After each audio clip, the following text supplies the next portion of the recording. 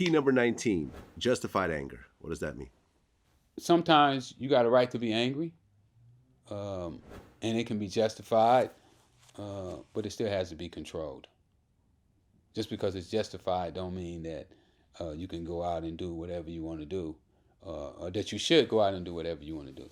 You have to sit down and calculate everything. Everything is this stuff is really science and math.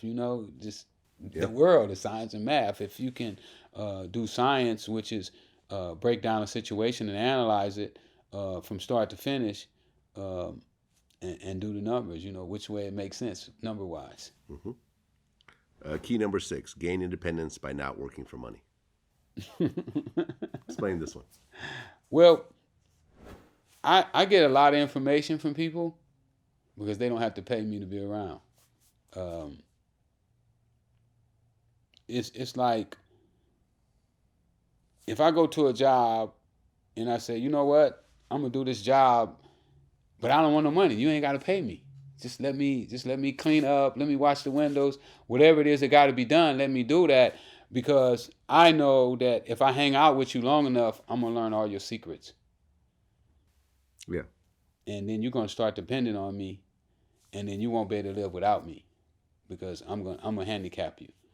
I'm gonna make you feel so comfortable and so good that you're gonna be like, man, I'll just let Rick handle it. Well, you read The Richest Man in Babylon. How many times? I just read it for the first time, actually, about a year ago. And it's the concept of, number one, taking 10% of your money and putting aside. You actually said 20%. Me? No, I say 90%. 90%. I say you live off 10. Okay. Well, in the book, it says take 10% It does. for yourself and then invest that money and have that money work for you. But I like to cheat. Okay. I'm a cheat. There you go. But that was, to me, when I started investing in stocks, that was really like the big game changer for me. Like, wow, I could have this money sitting here. And as I'm working my company, this money is working for you. Is working for me. Absolutely. Was absolutely a game changer. I wish I learned this. That's what I was already doing in the dope business. When I give somebody some dope on credit. Yeah. That money, that credit that I gave them was money that just would be sitting around. Mm-hmm. So I would say, okay, well, I'm gonna take this 100,000. I'm gonna let him take it, and I'm gonna make 20,000 off of him. Yeah, of him working for the money. Yeah. Yeah, and then when you look at in the legitimate side of things, when you look at things like compound interest and stuff like that, and I talk about that in a book where me, Tyree, and Raymond used to go buy dope, and how when we started, they had more money than I did. Both of them was already ghetto rich, and they both had over $20,000 at the time.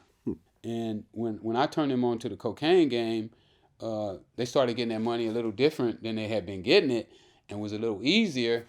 And both of them went and bought brand new cars. Yeah. Which turned them into my workers instead of me being their workers, which it could have been where I worked for them had they been smart and say, you know what, I'm gonna spend the whole $20,000 on dope.